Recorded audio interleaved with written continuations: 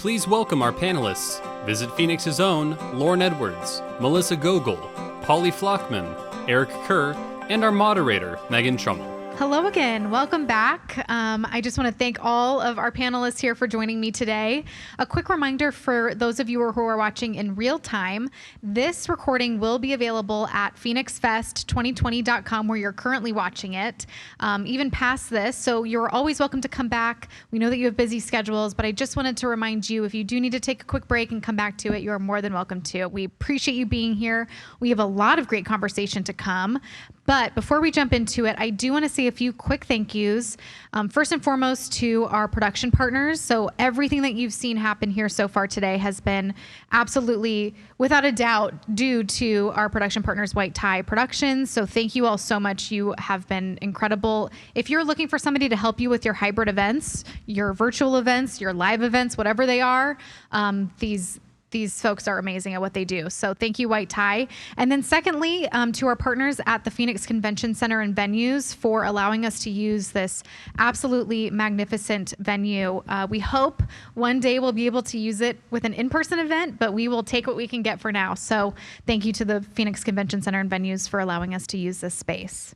So we just wrapped up seeing the brand reveal, and I am very excited. This is a long time coming. I know you're probably excited to share it with your clients. You better believe it. Yep, and now Can't members. wait for the community to use it. Yep. Yes, absolutely. It'll be great as we transition. So it's going to be a big year for marketing in particular, but Melissa, you oversee 3 departments. You oversee the media relations, our communications team, and the tourism team. So tell me a little bit about how those 2 teams are going to be navigating this upcoming year in this kind of current COVID-19 situation. Yes. Well, first of all, I would like to thank all of my departments for the amazing job they've done adapting to this crisis. Everybody within the organization has really stepped up. And, you know, the media relations team and the tourism teams have really embraced the virtual world. It's been their lifeline to clients and writers that they're typically used to meeting with in person. So they've really embraced it. The media relations team recently completed a very successful virtual familiarization trip for media. Immediately following that, they were already getting interest in story ideas on the destination, so that was very positive. They have another one planned before the end of the year. The tourism team has already done their first virtual trade show, appointment show. They actually met with 20 international tour operators. So we're all learning, but they're doing a great job of adapting to this new world we're in right now. I know we're all relieved to not have to unmute during this conversation. Yes. And I know that we're all getting really familiar with how these virtual meetings and events work. Well, that's great. I love hearing that the media relations and tourism teams have really pivoted just like the rest of us have. When we look forward to obviously marketing the destination from the marketing perspective, tell me a little bit about what it's going to take for the marketing team to continue to keep Phoenix top of mind with the leisure visitors. So from the very beginning, the marketing team has been just a content machine, if you will. Every day, every week, we talk about what content is kind of in the moment, like what are people wanting to hear and see from us right now. So they've been doing a lot of that, not just for potential leisure visitors, but we think about content that locals can engage with. We think about content that clients are going to like, that media is going to like. So that's been an interesting shift. And I will say we joke about the word pivot, but in truth, we have been pivoting and the team's been doing that. I will say that from a marketing standpoint, the destination is positioned well. As our weather gets better here, we know that travelers are going to be looking to experience outdoor spaces. The kind of wide open spaces that we have play really well with what we think visitors will be looking for. Yeah, so that's we're well desert that we just heard all about. We did, and the marketing team will be churning out lots of content related to how people can safely enjoy our destination and be responsible in the destination with all of the space that we do have. It goes for our resorts, our attractions, just being able to get out into nature. Yeah. So. And you're obviously touching a lot on the leisure side of things. What marketing does, we also focus on the meeting side of things, but that kind of, brings me to talk to Lauren a little bit about, if we're going to talk pivoting, Lauren, you've had to do quite a lot of pivoting when doing it. your whole business is face-to-face, and yet we can't necessarily be face-to-face. So I know it's been particularly tough, but how did your sales team really jump in at the start of the pandemic to help during that transition? Yeah, thanks. First of all, before we get into that, I just want to take a moment and pause and just reflect on the great year that our team celebrated this past fiscal year. Visit Phoenix, along with our partners at the Phoenix Convention Center and all of the hotels and resorts valley-wide, we just set a record year booking 575,000 delegates. Yay. Combined total into the convention center and all the great area resorts. So I just really want to commend our team for an amazing year of productivity, and it's really truly a testament to the hard work, the dedication of all of our partners, you all out there, and really showcases what this valley is all about, and all the investment that's been poured into this community, especially in recent years, really elevates our desirability as a destination. So all of those things combined, we were ahead of it, and luckily we were, and we had an amazing year. Yeah, and you want to keep that momentum going, even though this pandemic has kind of interrupted it, So how did you do that? Without a doubt, we had to pivot. There's that P word again, right? And we adjusted and adapted well to just what we were faced with. We had to react and really work very closely with our clients to really stem the wave, the tsunami of cancellations that were hitting us day in, day out. And so we quickly created and pivoted to create the creation of a citywide task force, as well as a resort task force, really to make sure that we are there for our customers, that we're hearing them, that we're stayed engaged throughout every stage of the process to take care of our community and making sure that we're salvaging as many of these citywides, if not for 2021, but for future years and beyond. So yesterday, Lauren, there was a big announcement made. Can you tell us what it was? Yes, we're delighted to tell you what it is. Phoenix for a long time has just been a destination that's been known to hosting all the marquee events, and I think back to the NBA, All-Star Game and MLB All-Star Game. We hosted 2 Super Bowls in the past. In 2023, we welcome back the big game. In 2024, we have the NCAA Men's Final Four. And before I forget, too, we also hosted the college football champ game in 2016. You guys remember that, don't you? But there was one event that we kept our eyes on that has been missing from our treasure trove. And that event is the NCAA Women's Final Four. Yeah. Right? And so I am here to announce officially, drum roll, that Phoenix, Arizona will be home to the Women's Final Four in 2026. A major coup for the destination. We couldn't be more delighted. And the city that celebrates women. We have a female mayor. We have a police chief that's female, and a fire chief that's female. And so it's just an amazing coup for us, and how timely. And this is just going to be an amazing event. And we couldn't be more delighted to welcome this event to Phoenix in 2026. I love it. Well, congratulations. I know that is not, hosting these mega events is not easy. It takes a lot of work on the backside. People don't really obviously know about that as much. It's kind of in the shadows, but you guys have done a lot of work for that. So congratulations. Great. Well, it really speaks to the community effort, right? Yeah. And it's the local organizing committee, our partners at ASU, all the various institutions, the city of Phoenix, and so many others that have really participated in the heavy lifting to get this event here to Phoenix. And Eric, mega events are not just fun; they have an impact on our community. Can you talk a little bit about what it means from a research standpoint to host this event? Absolutely. Our destination doesn't shy away from hosting these huge events, and we've seen how great the impact is, not only around the stadium and the arenas, but it causes compression throughout the city. And a big piece with this Women's Final Four is it's actually going to be over Easter weekend, which is typically a very slow period. So already, 6 years down the road, we have this great large event over Easter weekend in 2026 that the hotels and the market can really build up extra demand around, and we should really experience a really full market around that time of year thanks to the efforts of the city and everybody involved.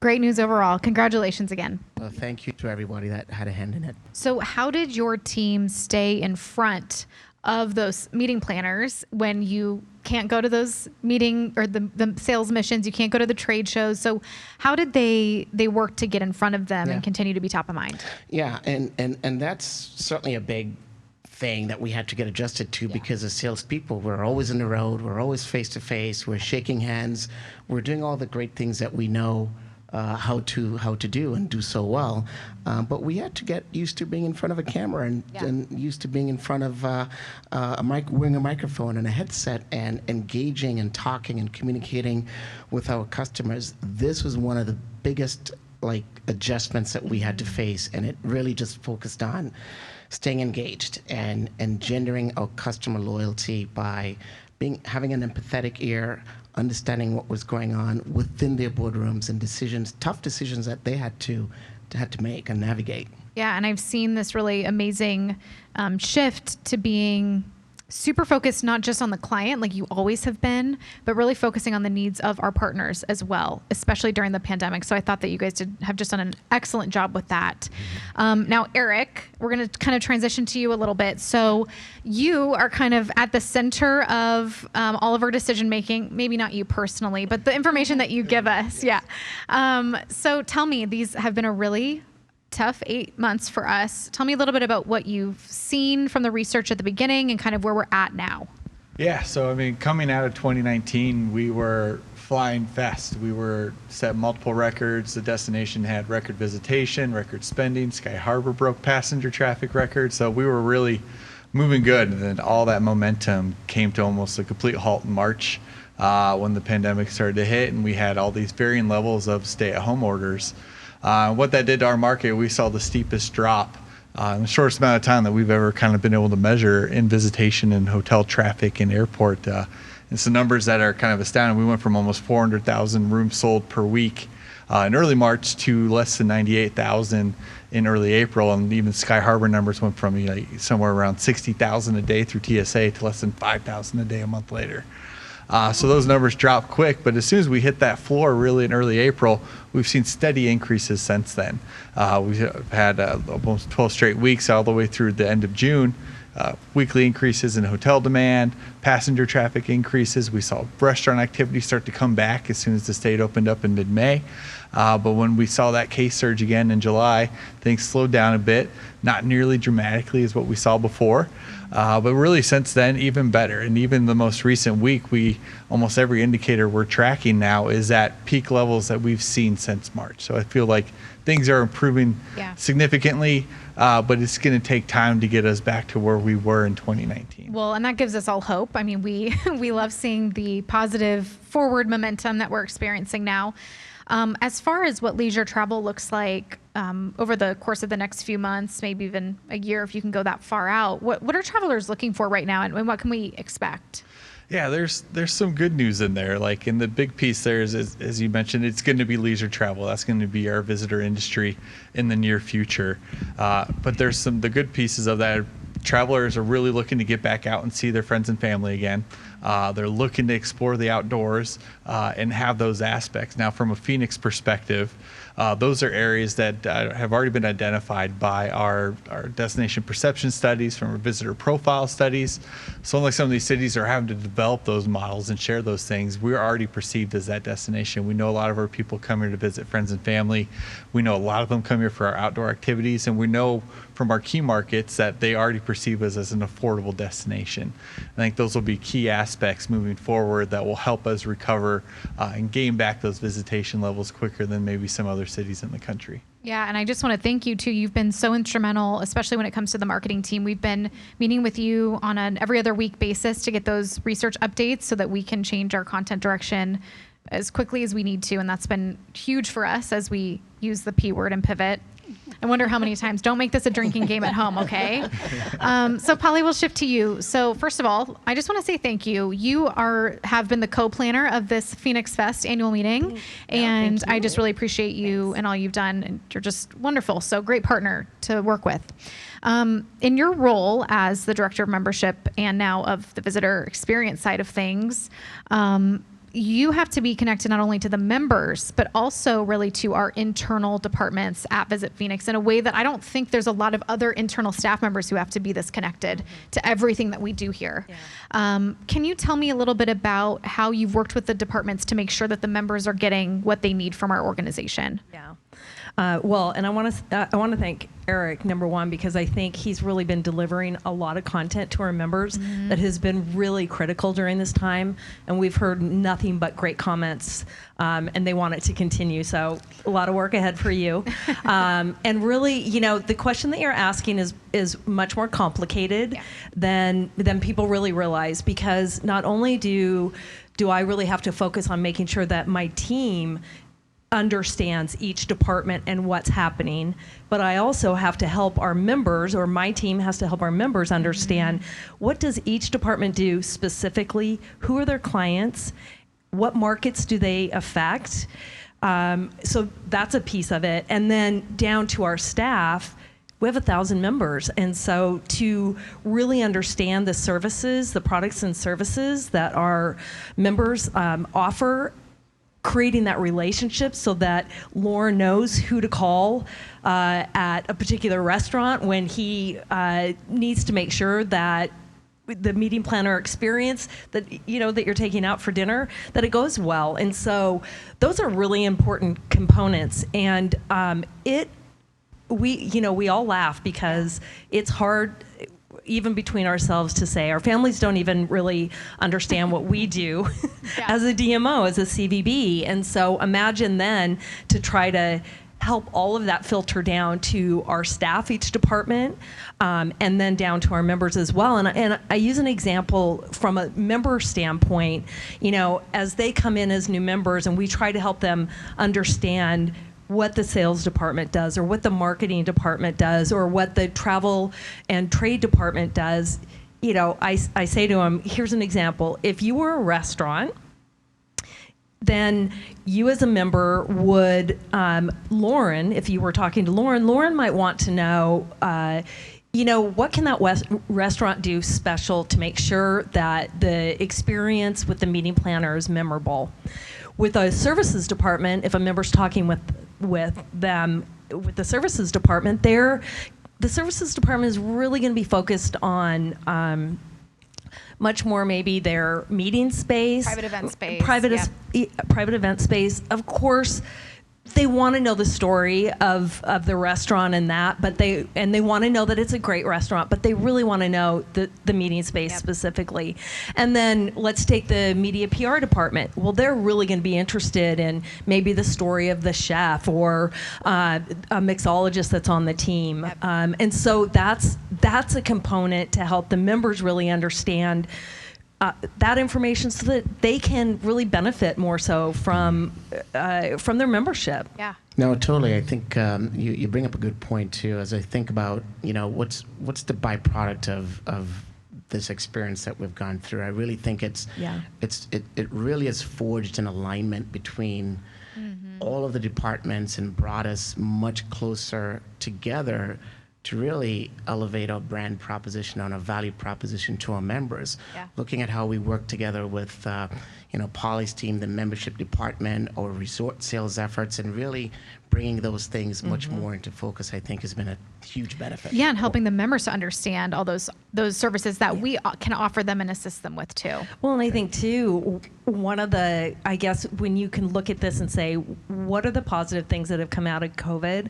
And I think we all got to pause for a moment, and we're getting the opportunity to really educate ourselves in a way that we just didn't have time for before. It's not that we didn't want to do it, but we've really had more time, and that's why the collaboration really has increased. And you mentioned the word paused, which is a great segue into my next question for you, which is, you made a tough decision earlier in the year around March when this first hit to pause the membership dues to try to help out our members as much as possible. And I know that was a hard decision.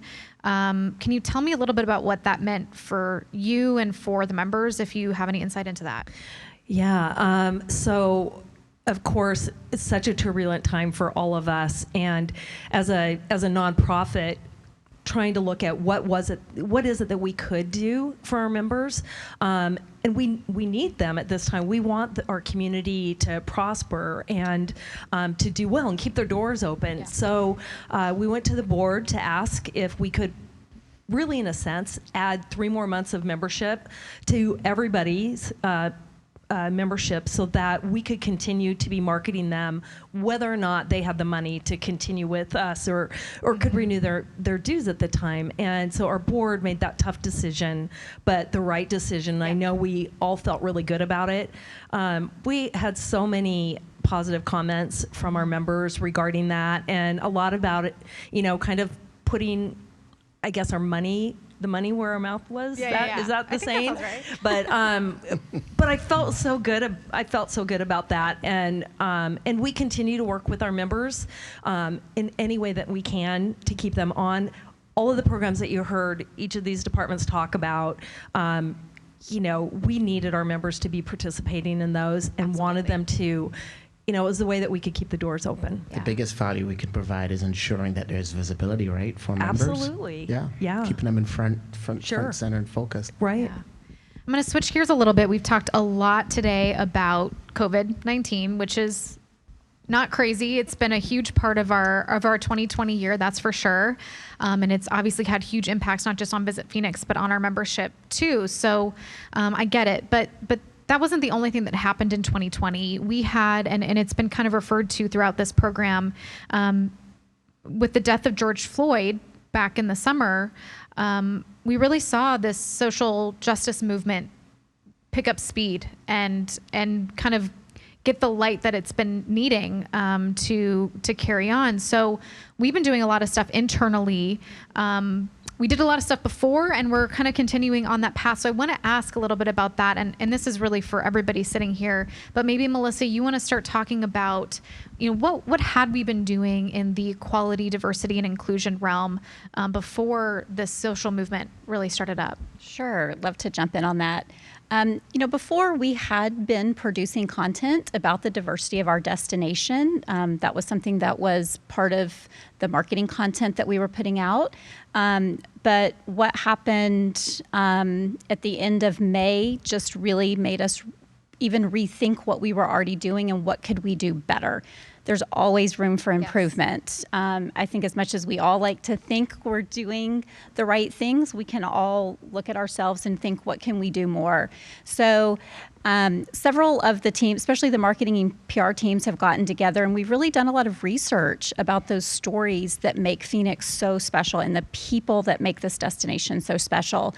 And that includes diversity. We have a really great mix of culture here in this destination, and we want to make sure we're putting the spotlight on that. So it's been really educational. I think we knew a lot about our destination already, but we're learning more. For me personally, I've enjoyed this process and this journey. So that's kind of on the marketing and PR side. Those are the stories that we want to tell. Those are great stories to tell to clients on the meeting side, great stories to tell tour operators and travel agents. So that's been a big part of what we're doing. Internally, Lauren and I partnered up to create an internal EDI committee, and I believe Steve talked about that earlier today, so you heard a little bit about it, but we had such positive feedback from the team at Visit Phoenix, and so many people wanted to participate in this effort and this movement, and we do consider it a movement. It's not a moment in time. It's not something that we can start and stop. It's something we're going to need to do continually. So we're starting to make progress, and that's all we can do. It's not going to take a month or 6 6 months or a year, it's going to be continual. I'll let Lauren, if he wants to jump in on No, that, but so far it's been really positive. I think that's so well said. It's really about, and you said it best. It's really about a movement, not a moment.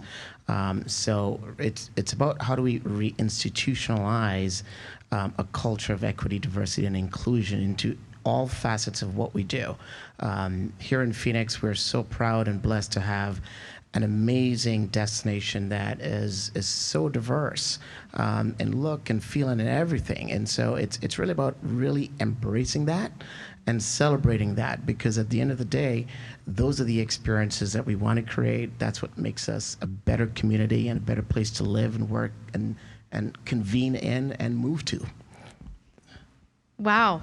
I have nothing more to say on that.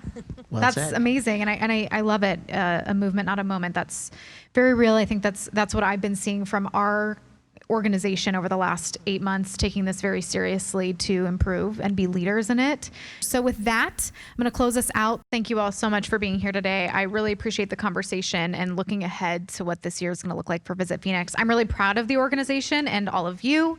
And so thank you again. And thanks to everybody watching today with us. We so appreciate it. We hope that you leave with a renewed sense of hope for what this year is going to be. And we just appreciate your partnership so much. So together we rise. Have a great rest of your day.